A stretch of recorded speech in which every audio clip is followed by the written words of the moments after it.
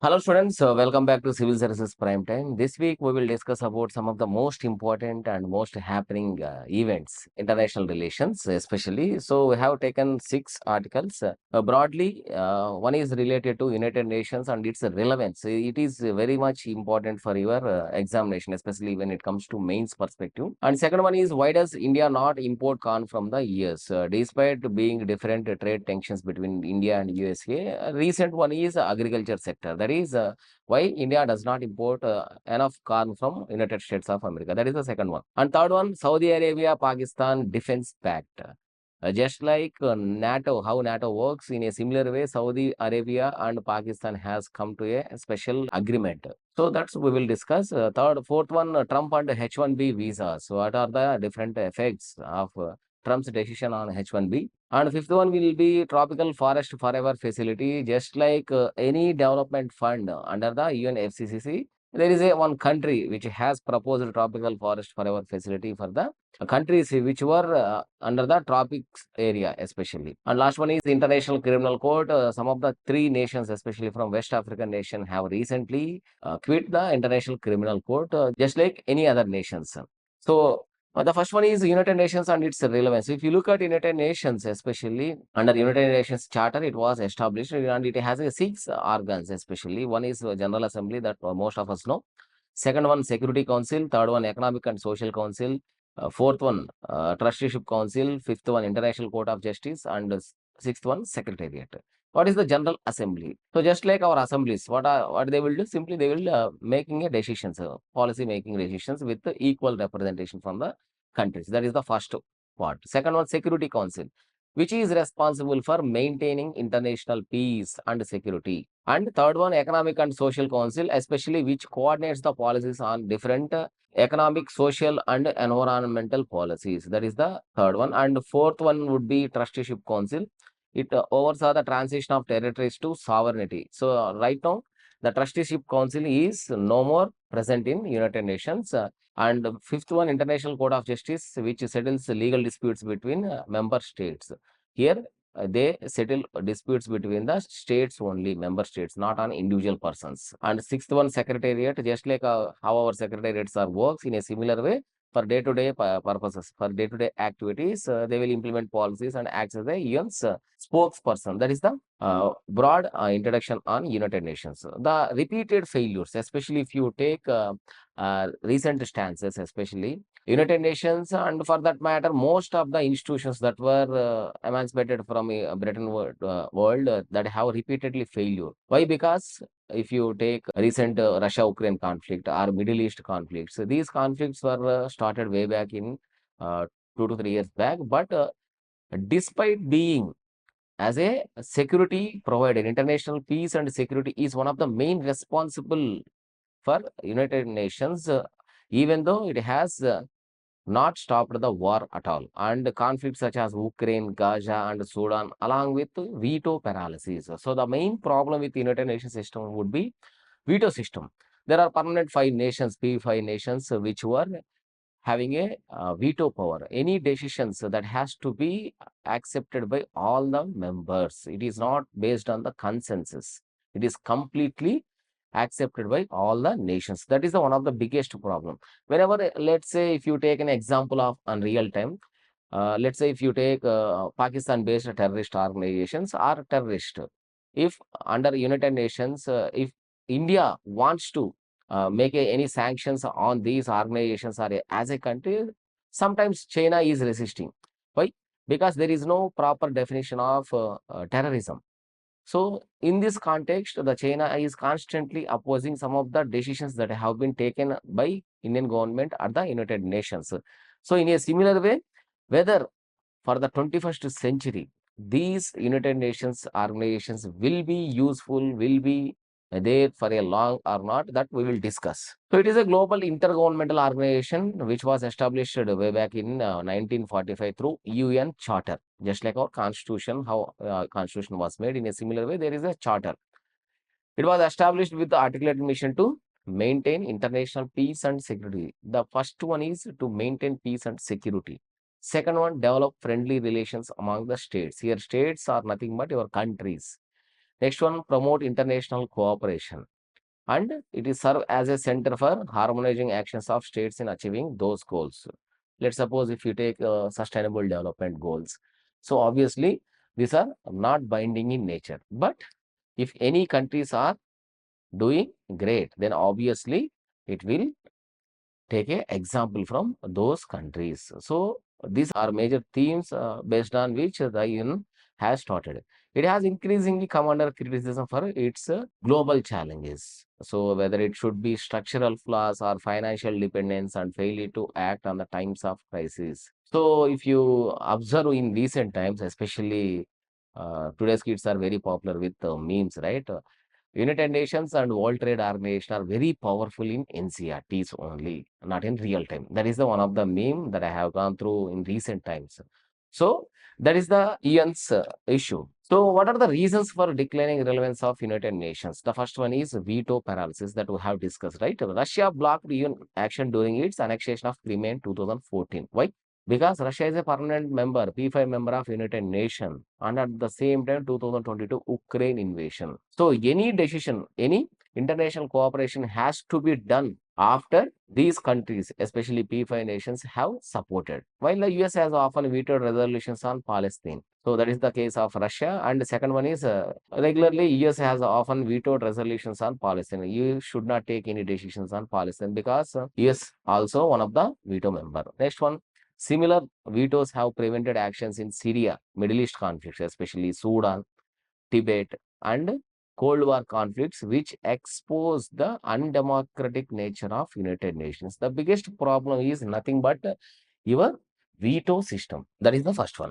Second one, rise of multipolar alternatives. So just like how United Nations has started and World Bank, IMF, in a similar way, there are another institutions have been developed over a period of time to take care of your issues. So regional global groupings, especially G20 nations, BRICS nations, Shanghai Cooperation Organization, African Union, and Asian, which shows that states increasingly relying on other mechanisms. They should not depend upon the United Nations because most of the states, what they have believed is UN is a failure system. So obviously we need to depending upon the another alternative systems for conflict resolutions and at the same time cooperation between different nations. These platforms are often seen more flexible and effective compared to UN's slow process because the slow process or tardy process is nothing because of your P5 nations. Any decisions that has to be approved by all the countries in the P5 countries, but most of the times these countries have their vested interest. So obviously they did not approve the issues. Next one, financial vulnerability and dependency. So how an organization will get funds? Obviously voluntary contributions from different international institutions or philanthropic organizations from countries where UN are generally members. So if you look at UN financial dependence on hand, only limited countries are generally they have a special budget for United Nations. And if you look at United States, it is almost contributing 22% of its regular budget, which makes vulnerable to political pressures. Have expenses of 22 or 25 percentage on anything, then obviously you might expect in future that will create a conflict of interest. That is the first one. During Trump presidency, if you take an example, 83 percentage cut in US foreign spending and sharp reductions in US financing has highlighted the fragility. So not only this United Nations organization, for that matter, Donald Trump has insisted that the NATO countries, especially these NATO countries which were benefited from United States budgetary contributions, then obviously, Donald Trump has insisted that from now onwards, we are not going to provide any budgetary support. In a similar way, the contributions towards the United Nations has also been decreased gradually. That is the one of the major financial vulnerability that is facing by United Nations. Next one, geopolitical capture and location concerns. So, have you ever thought that most of the institutions that were started after World War II, they were mostly located in United States, right?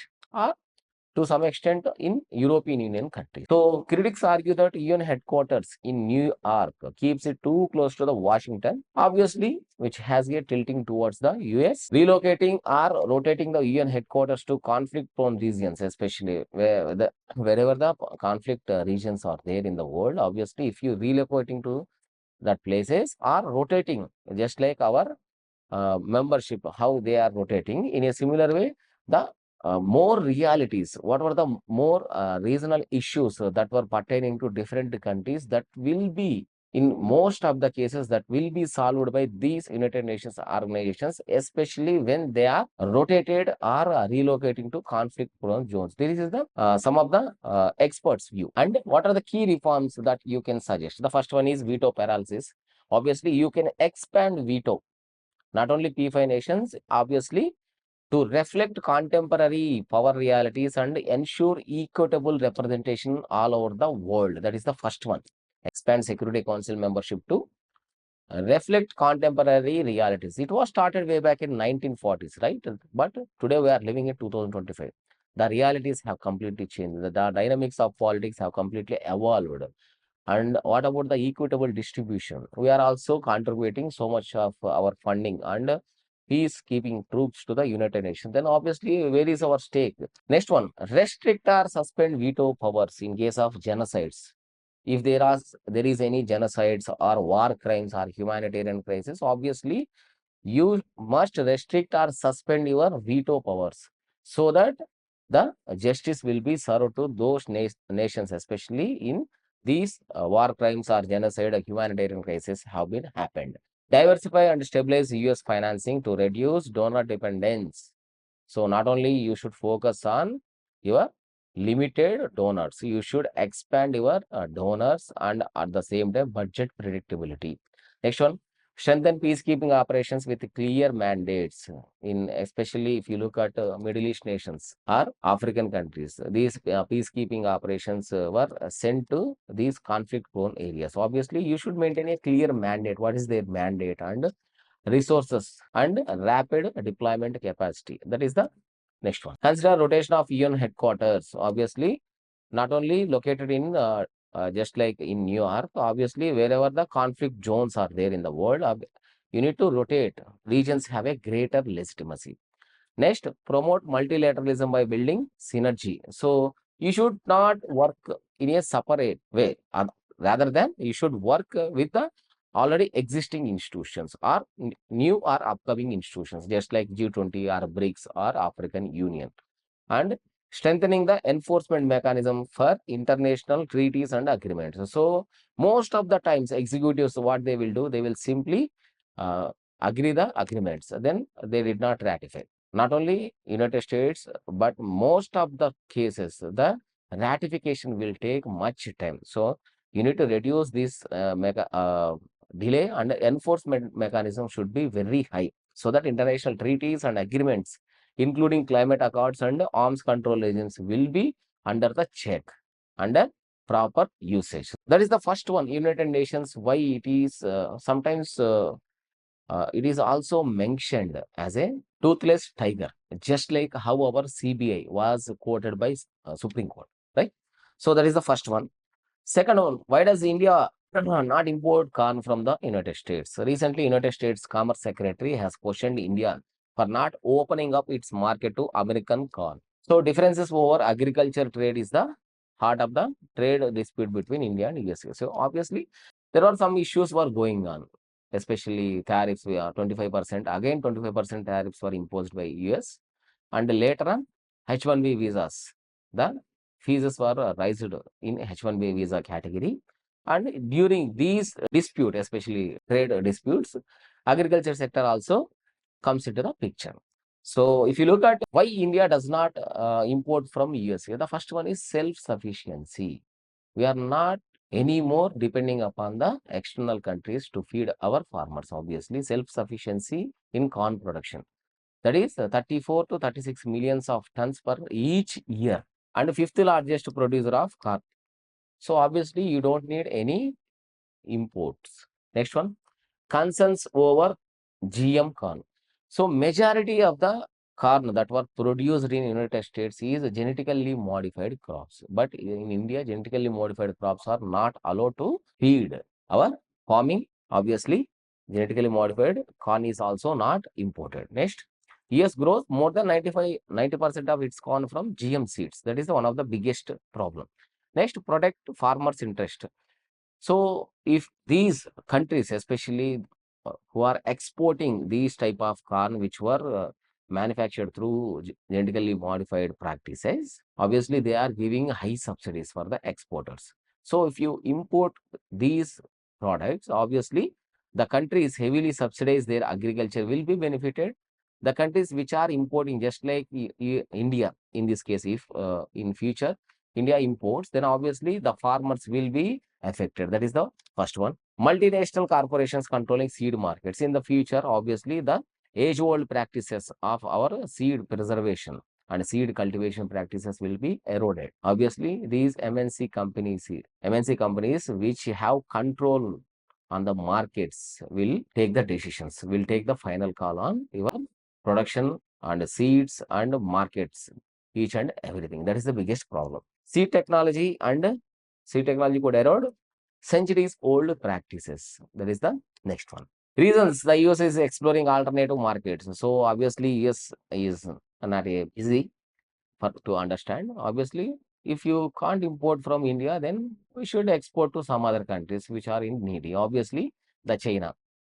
Another parallel, the China is the third of America's exports were growing to the China. That is the second one. US-China trade war. After US-China trade war, China corn, soybeans from Brazil. Obviously, in the initial days, the China has imported three of the America's exports, but later on during these wars, US-China wars and currency trade wars, especially the supply chains, especially from USA to Brazil, has shifted. From Brazil, they are simply importing corn and soybeans. So obviously, US agriculture sector comes into the crisis. That is the one.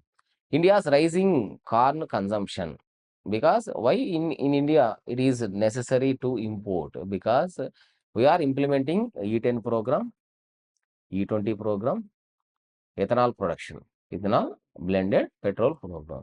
So to add E10 and E20, then obviously you need to import from extra corn from other nations. So that is the issue. Next one, Saudi Arabia, Pakistan Defense Pact. So recently, Saudi Arabia and Pakistan signed a strategic mutual defense agreement, which pledges any aggression against one country would be treated as aggression against both. Let's suppose if India attacks on Pakistan is equal to Saudi Arabia. That is the irony of this pact. So if you attack on any country, then obviously it is equal to the another country which comes into the pact, defense pact. I think you might remember NATO. That is also working on the same principle.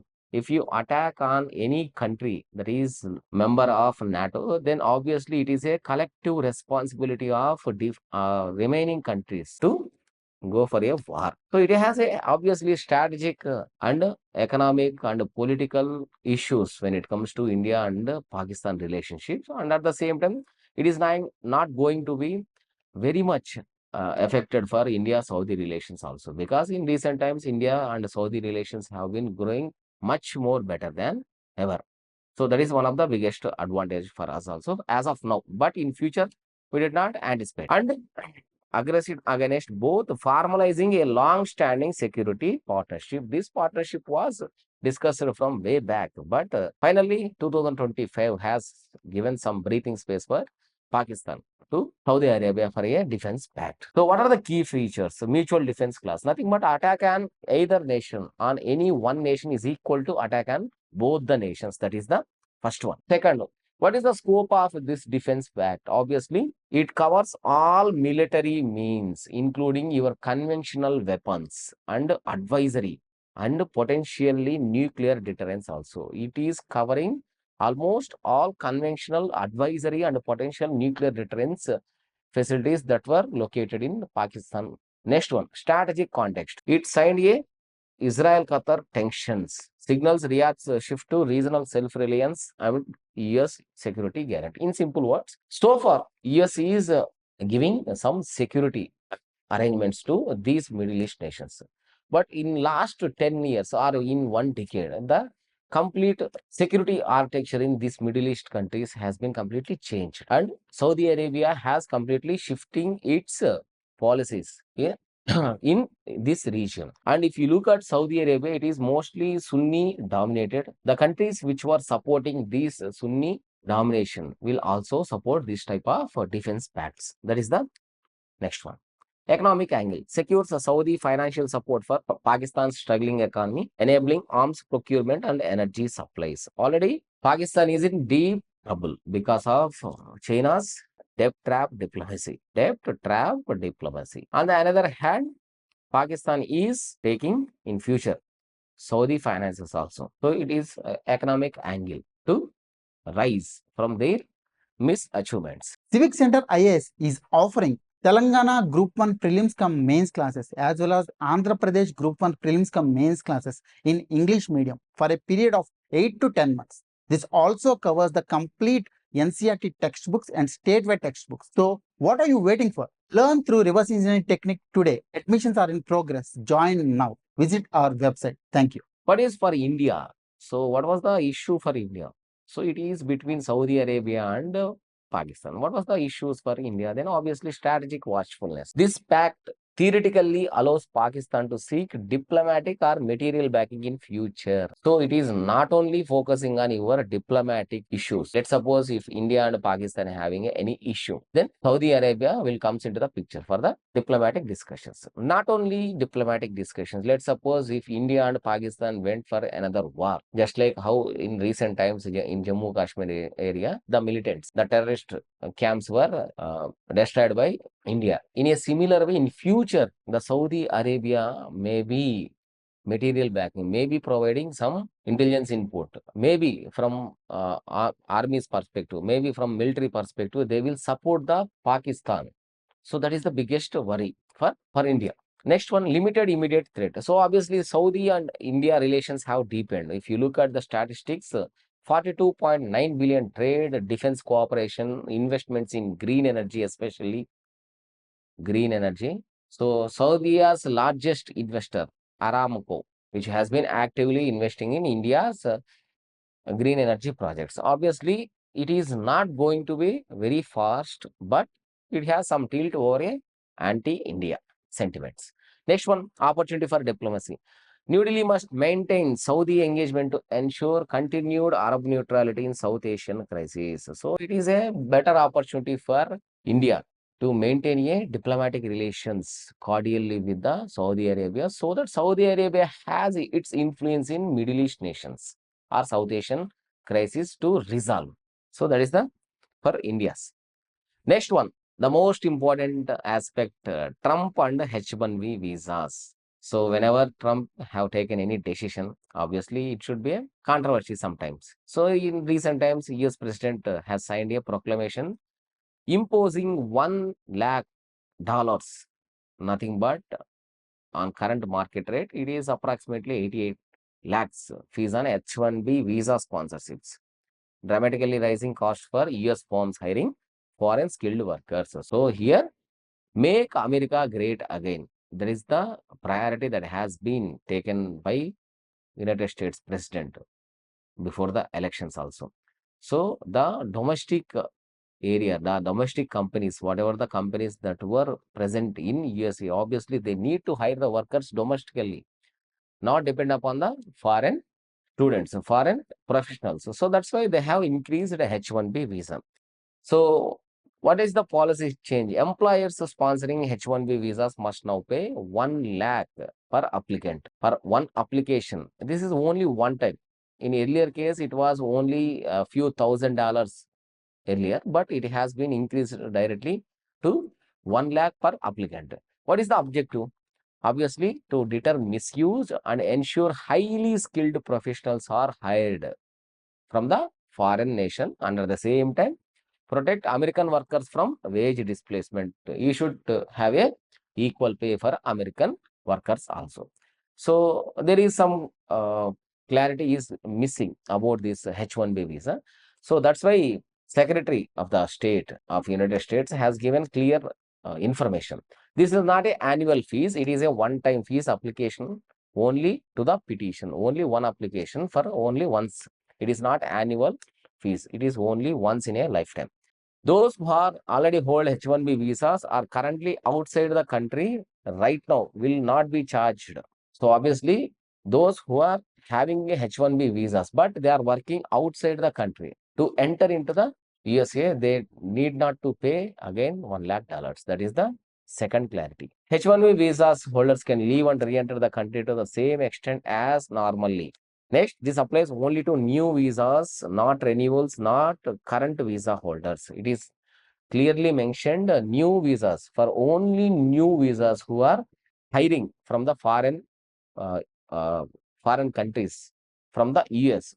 So obviously, you need to pay this fees. It will first apply in the next upcoming lottery cycle. So you need not to worry about this H-1B. It will be applicable to next lottery cycle. So what is the implications for India? So obviously, India is exporting much of its IT and IT-enabled services to different countries. One country would be USA. Obviously, the caste barrier. Indian IT companies like Infosys, Wipro, TCS, largest H-1B users. These were the largest H-1B users will face a steep rise in compliance cost. Obviously, they need to pay more to compliance H-1B process. Obviously, which will potentially reducing hiring. So if company wants to promote, if company wants to hire some persons or some skilled persons from the foreign nation, then obviously they will charge $1 lakh, right? So if these $1 lakh is not there, then they will go as much possible. If there is a cap 1 lakh for one application, then obviously they will simply reduce the hiring. So employment issues will start or further aggregated. Next one, brain drain impact. Indians make up 71% of all H-1B holders. Higher fees may limit opportunities for the mid-level talent. So if these fees is $1,00,000 is there, then obviously majority of the mid-level talent peoples who are aspiring to become work in years, but it will not become their dream. Next one, business impact. They could shift outsourcing back to India or encouraging nearshoring in Canada or Mexico to avoid US cost. What will be the next best alternative? So US president has imposed H-1B visa fees. Then obviously they will simply back to India, outsourcing back to India or encourage nearshoring, just like the countries adjacent to America, Canada or Mexico to avoid these US H-1B visas. Next, what is the long-term effect? Which may accelerate investment in automation or AI to offset cost of expensive foreign talent. So obviously, in the long term, by putting this much of amount in hiring for H-1B visas, what simply companies will think over in future, obviously, they will replace this man force with artificial intelligence or automation. So obviously, it will have a much larger consequences on economies. So that is the implications for India. The key features, nothing but eligibility. Who are eligible candidates for these H-1B holders? Obviously, you need a bachelor's degree or equivalent in the relevant field, whatever it may be. That is the first eligibility criteria. The tenure would be 3 years and extendable up to 60 years if green card process is initiated.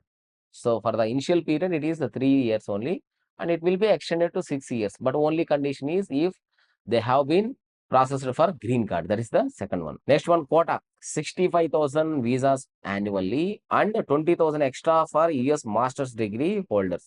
If anyone wants to do masters in US, then obviously the 20,000 extra will be used. Employer sponsored. It requires petition by US based employer to US citizenship and immigration services. So whoever employer that is going to be hired from the foreign, then obviously they has to inform US citizenship and US citizenship and information service, immigration services. US citizenship and immigration service that they has to take petition. Equal pay mandate. Employers must pay prevailing wages to avoid labor exploitation. Obviously, employers, whoever the companies they are hiring, they need to make sure that equal pay should be paid. Next, India and H-1B case. Largest beneficiary, India accounts for 71% approved H-1B visas annually. That means out of 171 were Indians.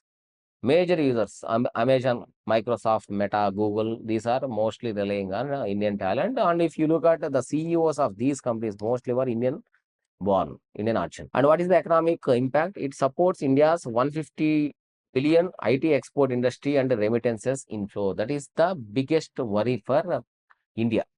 And what are the concerns? It will obviously green card backlogs for Indians. At least they have to wait for another more than 10 years if these H1B visa fees are in place. Next one will be tropical forest forever facility. So Brazil in South American country has become the first country to announce an investment in the tropical forest forever facility. Just like any fund dedicated for our climate change goals. In a similar way, Brazil has come up with a new initiative, that is the Tropical Forest Forever Facility. So what is this? It is a multilateral global permanent fund dedicated to supporting tropical forest conservation over the long term. It is a initiative of Brazil.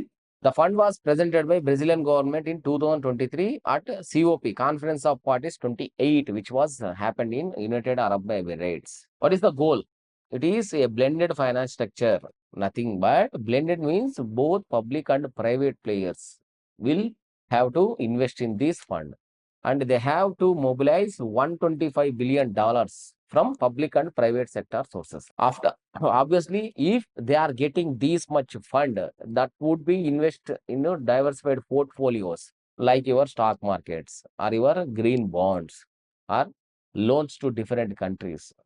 The proceeds of this money would be invested in the countries which were on the tropical regions. That is the simple understanding of this topic. So, the Brazil is creating a dedicated fund. This fund is completely funded by both public and private players. Once the fund is completed, the amount, the fund that received by this Brazilian government under this forever facility, they has to invest in another investments. So when they are investing in any, let's say, portfolios or any green bonds or any sovereign funds, any loans to any countries, obviously they are getting returns. These returns will be used for the countries in the tropicals. That is the simple understand. This would be used to pay tropical forest countries a fixed amount of money per hectare. Per hectare, they will decide how much they will give. What is the financial mechanism of tropical forest forever facility? How it will actually work? It aims to raise capital from two main sources. The first one is sponsors and market investors through financial markets by issuing debt instruments such as bonds. Sponsors are nothing but high income countries. Who decide high income countries? Obviously, World Bank has classification.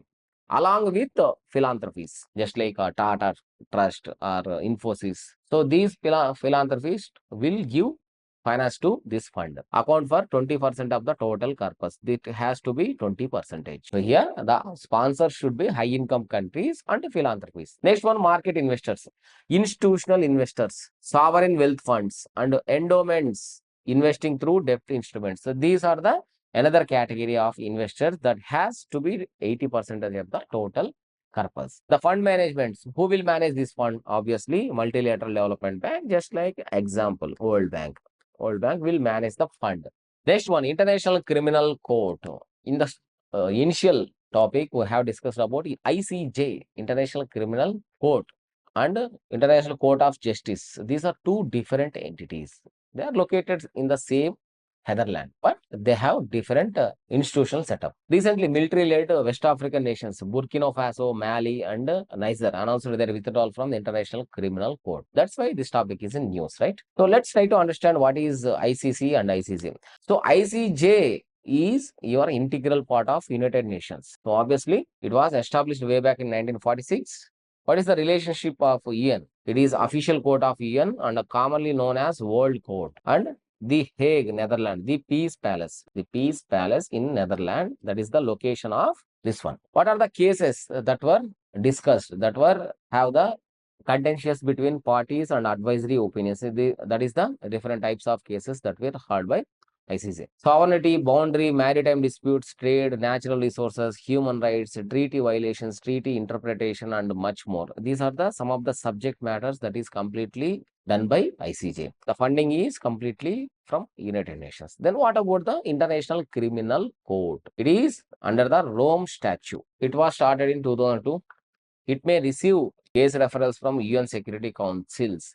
Maybe they can receive or not. It is also located in Netherlands. Criminal prosecution of individuals. Here, the distinction is it is against individuals, it is against the states. That is the biggest difference. Genocides, crimes against humanity, war crimes, crimes of aggression, these will be subject matters under ICC. Assessed contributions from state parties to Rome Statute, voluntary contribution, how they are funding means voluntary contributions, and whoever having the Rome Statute, voluntary contributions from government, international organizations, individuals. These are some of the funding sources for ICC. So, what is the jurisdiction of ICC? Unlike the International Criminal Court of Justice, which holds disputes between states, only the states' disputes were listened by ICJ. But ICC handles prosecution of individual persons. The individual persons which has the history of genocide, war crimes, crimes against humanity. These individuals will be prosecuted under ICC. The ICC is only competent to hear a case. What was the situation of ICC hearing the case? The country where the offense was committed is a party to the Rome Statute. That is the first one. Or the perpetrator's country of origin is party to Rome Statute. So obviously, the both countries A and B should be under a Rome Statute. Then only they will take up the cases. ICC may also exercise its jurisdiction if the national court is unable to or unwilling to. In each and every country, there is some form of judiciary, right? If they are unable to do justice, then obviously they will take the cases. ICC only has jurisdiction over offenses committed after the statute's entry into the force in 2002. After 2002, what were the crimes that were happened in these countries, especially by the individuals, then only they will take up the class.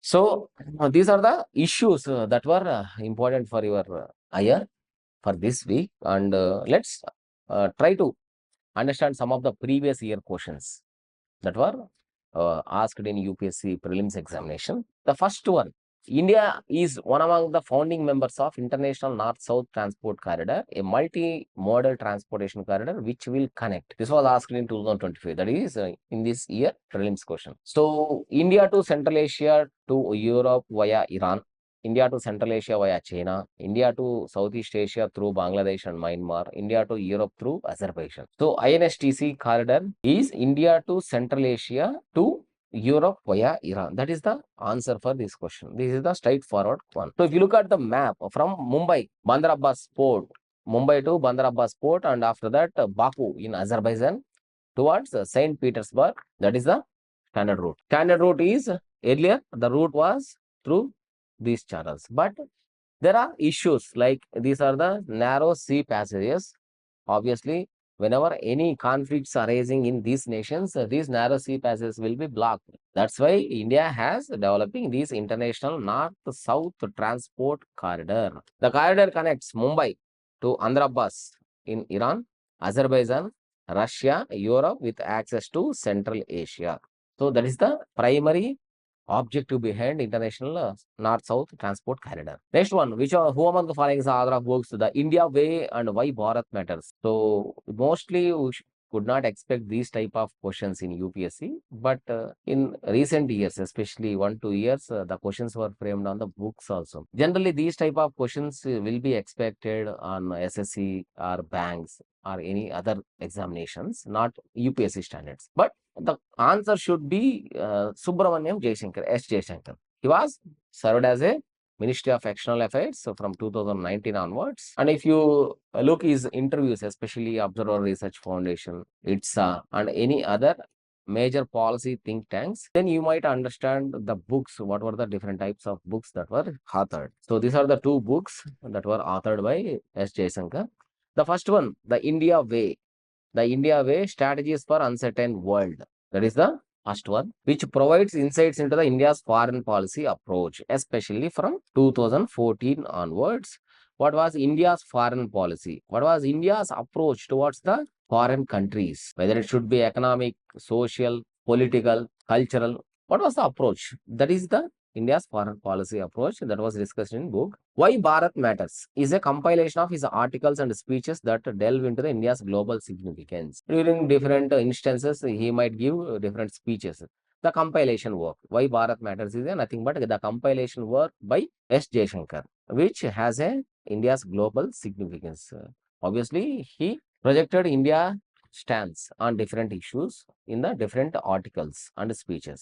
That is the compilation work. So that is the discussion for today's IR topics. So hope you clear the topics very clearly. So if you have any issues on these topics, please let me know in the comment section, and we will meet you in next session on international relations in another interesting topics. Mostly the topics would be decided by different international executives, different issues, right? Contemporary issues of international importance. Thank you for watching. Hello everyone. As you all know, Civil Services Prime Time is one of its kind initiative where we are teaching the students current affairs related to that particular subject one day at a time. అంటే ఒక వారంలో జరిగిన current affairs అన్ని ఒక subject కి సంబంధించి మేము ఒక రోజులో చెప్తున్నాం. So this is all because of the reverse engineering technique. Because మీరు ప్రతి వీడియో చూసినట్టయితే ఎండ్ లో ప్రీవియస్ ఇయర్ క్వశ్చన్స్ ప్రిలిమ్స్ చేస్తున్నాము, అలాగే ఒక క్వశ్చన్ మెయిన్స్ చేస్తున్నాం. So in order to get daily updates at 7 o'clock sharp as we are doing it, subscribe చేసుకోండి, అలాగే బెల్ కూడా క్లిక్ చేయండి. సో దట్ 7 o'clock కి మీకు ఇమీడియట్ గా నోటిఫికేషన్ వస్తుంది.